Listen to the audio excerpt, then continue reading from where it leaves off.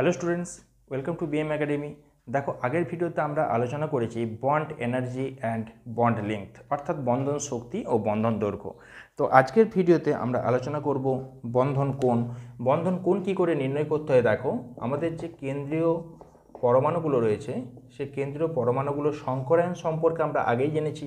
সেই সংকরায়ন হতে পারে sp, sp2, sp3, sp3d এবং sp3d2। এগুলো আমাদের হাইব্রিডাইজেশনের মধ্যে থাকছে এবং অবশেষে আমরা আরও একটা লিখতে পারি sp3d3। তো প্রথমে দেখো, যখন কোনো কেন্দ্রীয় পরমাণুর সংকরায়ন sp হবে, কেন্দ্রীয় পরমাণুটাকে যদি আমরা a ধরে নিই, তাহলে আরও যে প্রান্তীয় পরমাণুগুলো থাকবে, সেই প্রান্তীয় পরমাণু থাকবে এখানে দুটো এবং এদের মেন স্ট্রাকচারটা হবে, কম্পাউন্ডের স্ট্রাকচার হবে ab2। তো এখানে এর অ্যাকচুয়াল গঠনটা হয়, মাঝখানে এ থাকে, দুদিকে দুটো বি থাকে।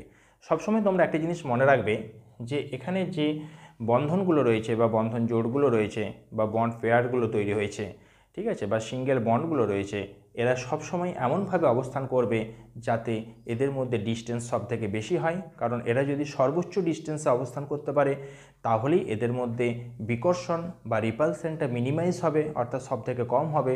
অর্থাৎ বিকর্ষণ কম হওয়ার সাথে সাথে কিন্তু স্ট্রাকচারটা সব থেকে বেশি স্টেবল হবে। তাহলে ম্যাক্সিমাম অ্যাঙ্গেল এদের মধ্যে দেখো 180 ডিগ্রি হতে পারে। তার থেকে বেশি অ্যাঙ্গেল হওয়া তো সম্ভব নয়, কারণ তার থেকে বেশি অ্যাঙ্গেল করলে আমাদের একদিক থেকে বেশি অ্যাঙ্গেল ধরলে আরেক দিক থেকে অ্যাঙ্গেলটা কমে যাবে। অর্থাৎ এর ক্ষেত্রে ম্যাক্সিমাম অ্যাঙ্গেল আমাদের হতে পারে 180, এই ধারটাও 180, কারণ টোটালটা আমরা জানি 360 হয়। তাহলে এর যে অ্যাকচুয়াল জিওমেট্রিটা দাঁড়ালো, সেটা দেখো আমাদের দাঁড়ালো সরল রৈখিক, বা আমরা এটাকে বলতে পারি লিনিয়ার। আশা করি পুরো ব্যাপারটা তোমাদের ক্লিয়ার হয়েছে। তাহলে যখনই কোনো হাইব্রিডাইজেশন sp হাইব্রিডাইজেশন হবে, তখন তার স্ট্রাকচারটা হবে লিনিয়ার। ঠিক তেমনিভাবে sp2 এর ক্ষেত্রে একটা s আছে, দুটো p আছে, তাহলে এখানে হবে a এবং প্রান্তীয় পরমাণু থাকবে তিনটে, অর্থাৎ ab3। এখানে দেখো ম্যাক্সিমাম অ্যাঙ্গেল এদের মধ্যে 120 ডিগ্রি করে হতে পারে। এটাও 120, এটাও 120, এটাও 120, তবেই দেখো 360 ডিগ্রি আসছে। এর থেকে বেশি অ্যাঙ্গেলে থাকা কিন্তু এদের পক্ষে সম্ভব নয়। তো এর যে স্ট্রাকচার, এটাকে বলা হয়ে থাকে ট্রাইগোনাল প্ল্যানার। ট্রাইগোনাল প্ল্যানার অ্যাঙ্গেলটা কত ডিগ্রি করে হবে? 120 ডিগ্রি করে। আগের অ্যাঙ্গেলটা কত ডিগ্রি করে ছিল? 180 ডিগ্রি করে। ট্রাইগোনাল প্ল্যানার বা ত্রিকোণীয় সমতলীয়। দেখো তিনটে কোণ রয়েছে, সেই জন্য এটাকে বলা হয় ত্রিকোণীয়। একই প্লেনে অবস্থান করছে, অর্থাৎ এটার নাম হবে সমতলীয়, অর্থাৎ এর নাম হচ্ছে ত্রিকোণীয় সমতলীয়। এবার আমরা চলে আসছি sp3 এর ক্ষেত্রে, ab4 এর ক্ষেত্রে স্ট্রাকচারটা দেখো। প্রথমত এরকম হওয়া সম্ভব ছিল, চারদিকে চারটে বিকে দিলাম, একই প্লেনে থাকলো, তাহলে তাদের অ্যাঙ্গেলটা হবে 90 ডিগ্রি করে। কিন্তু বাস্তবে এই স্ট্রাকচারটা দেখা যায় না। তার কারণ হচ্ছে এই যে বি পরমাণুগুলো রয়েছে, এদেরকে 109 ডিগ্রি 28 মিনিটে রাখা যায়, অর্থাৎ 90 ডিগ্রি অ্যাঙ্গেলের থেকে বেশি অ্যাঙ্গেলে রাখা সম্ভব। কিভাবে সম্ভব? যদি এই বি পরমাণুগুলোকে আউট অফ দ্য প্লেন করা যায়, ঠিক আছে। তাহলে এখানে নিচের যে তিনটে বি পরমাণুকে লেখা হয়েছে, সেই তিনটে বি পরমাণু একই প্লেনে থাকে না, ঠিক আছে। একটা আউট অফ দ্য প্লেন থাকে, একটা বিলো দ্য প্লেন থাকে, ফলে এরকম স্ট্রাকচারটা আমাদের পক্ষে সম্ভব। এখানে দেখো এই যে অ্যাকচুয়াল স্ট্রাকচারটা হয়, টেট্রাহেড্রাল স্ট্রাকচারটা ঠিক এরকম টাইপের হয়, অর্থাৎ এই একটা বি, এই একটা বি, এই একটা বি, এই একটা বি। দেখো এই যে বিটা, এটা দেখো আউট অফ দ্য প্লেন চলে গেছে, অর্থাৎ প্লেনের বাইরে হয়ে গেছে। এই বিটাও দেখো আউট অফ দ্য প্লেন, অর্থাৎ প্লেনের ভেতর দিকে চলে গেছে। আচ্ছা, ফলে কি হয়? এর ক্ষেত্রে যে অ্যাঙ্গেলটা, সেটা 109 ডিগ্রি 28 মিনিটে নিয়ে আসা যায়। আর ট্রাইগোনাল প্ল্যানারের ক্ষেত্রে যে স্ট্রাকচারটা ছিল, সেই স্ট্রাকচারটা দেখো ঠিক এরকম হবে, একই সমতল অবস্থান করবে, এদের মধ্যে 120 ডিগ্রি করে অ্যাঙ্গেল হবে। কিন্তু যখন আমরা টেট্রাহেড্রালের কথা বললাম, তখন স্ট্রাকচারটা হয়ে গেল কীরকম? এরকম। এবং এদের মধ্যে যে অ্যাঙ্গেলটা হবে, সে অ্যাঙ্গেলটার মান হবে 109 ডিগ্রি 28 মিনিট। 109 ডিগ্রি 28 মিনিট, প্রত্যেকটা 109 ডিগ্রি 28 মিনিট করে থাকবে। এর স্ট্রাকচার হচ্ছে চতুস্থলকীয়, বা এটাকে বলা হয়ে থাকে টেট্রাহেড্রাল। টেট্রাহেড্রাল সংক্ষেপে এটাকে বলা হয় টিডি, বাংলাতে বলা হয়ে থাকে চতুস্থলকীয়। অ্যাঙ্গেল কত ডিগ্রি? 109 degree 28 minute. দেখো 90 ডিগ্রির থেকে বেশি অ্যাঙ্গেলে থাকতে পারছে, 109 ডিগ্রি 28 মিনিট হচ্ছে, সেই জন্য এই স্ট্রাকচারটা সবচেয়ে বেশি স্টেবল হবে এবং এই স্ট্রাকচারটাই অ্যাকচুয়াল ফরমেশন হবে। নেক্সট হচ্ছে আমাদের sp3d অর্থাৎ AB5। এর ক্ষেত্রে প্রথমে একটা বি থাকে, ওপরে একটা বি, নিচে একটা বি। ক্লিয়ার? বেশ, এবার এই তিনটে বি একই প্লেনের মধ্যে অবস্থান করে, অর্থাৎ এখানে টোটাল আমাদের যে 5টা বি রয়েছে তার মধ্যে 3টে বি একই প্লেনে থাকছে, ওপরে একটা নিচে একটা। ঠিক আছে, এই স্ট্রাকচারটাকে বলা হয় ট্রাইগোনাল বাই পিরামিডাল বা টিবিপি, ট্রাইগোনাল বাই পিরামিডাল, বা এটাকে বলা হয়ে থাকে টিবিপি। অর্থাৎ এখানে যে স্ট্রাকচারটা দেখা যায় সেটা হচ্ছে গিয়ে, এখানে দেখো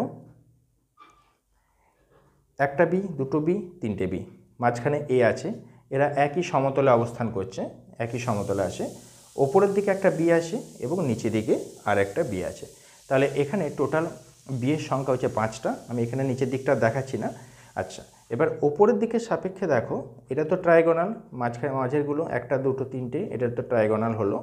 এর সাথে এটা দেখো পিরামিডের মতো দেখতে লাগছে। যদি তোমরা ভাবো কাল্পনিক একটা রেখা কল্পনা করো, তাহলে দেখো এটা পিরামিডের মতো দেখতে লাগছে।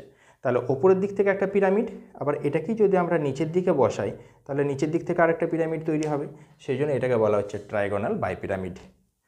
এবার এর যে অ্যাঙ্গেলগুলো, সেই অ্যাঙ্গেলগুলো কী কী হবে দেখো, এই যে তিনটে রয়েছে একই প্লেনে, এদের মধ্যে অ্যাঙ্গেল 120 ডিগ্রি। দেখো এটা আমরা SP2তে একবার আলোচনা করেছি।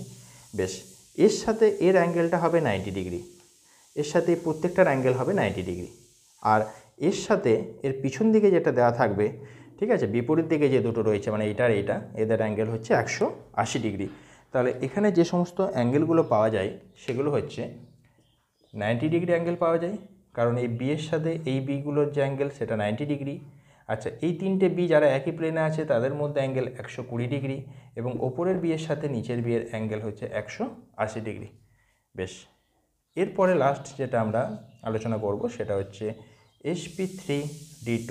এর ক্ষেত্রে যে মেন স্ট্রাকচার সেটা হচ্ছে AB6।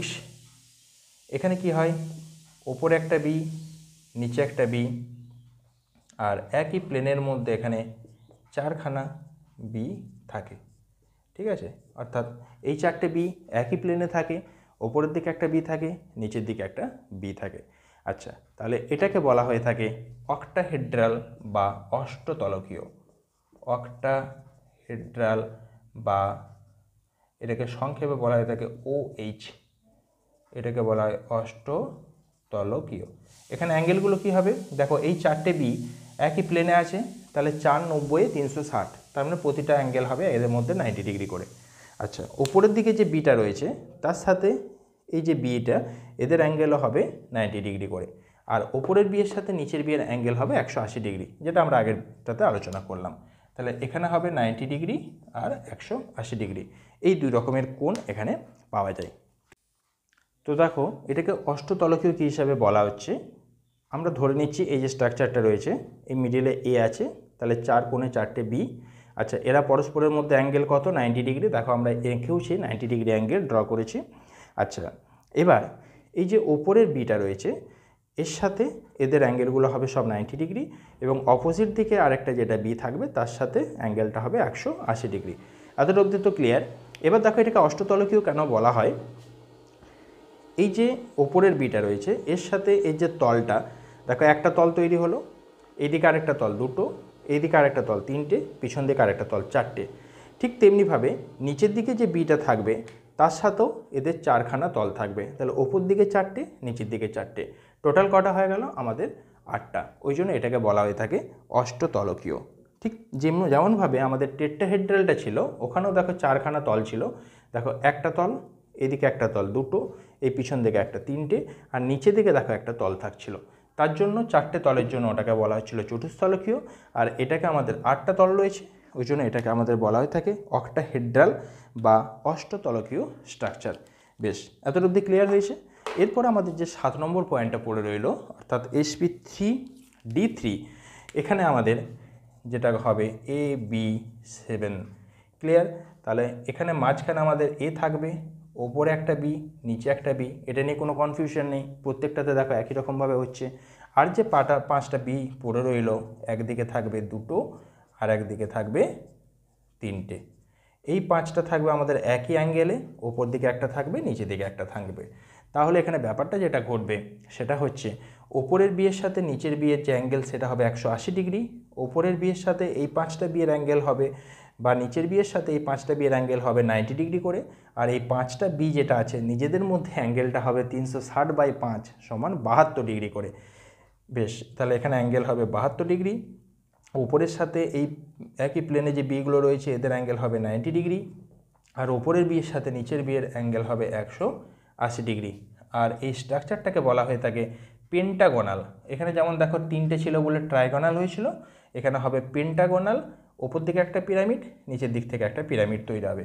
তাহলে এটার নাম হবে পেন্টাগোনাল বাই পিরামিডাল, বা এটাকে বলা হয় থাকে পিবিপি, পেন্টাগোনাল বাই পিরামিডাল। তো এই হচ্ছে আমাদের টোটাল হাইব্রিডাইজেশন এবং তার সাথে সাথে জিওমেট্রি, তাদের অ্যাঙ্গেল কেমন কি হবে তার হচ্ছে ফুল কনসেপ্ট। তো পরের ভিডিওতে আমরা আলোচনা করব ভেসপার থিওরি, খুব ইম্পর্টেন্ট একটা টপিক। তো এতটা অবধি তোমরা রিভিশন করো। ওকে, থ্যাংক ইউ।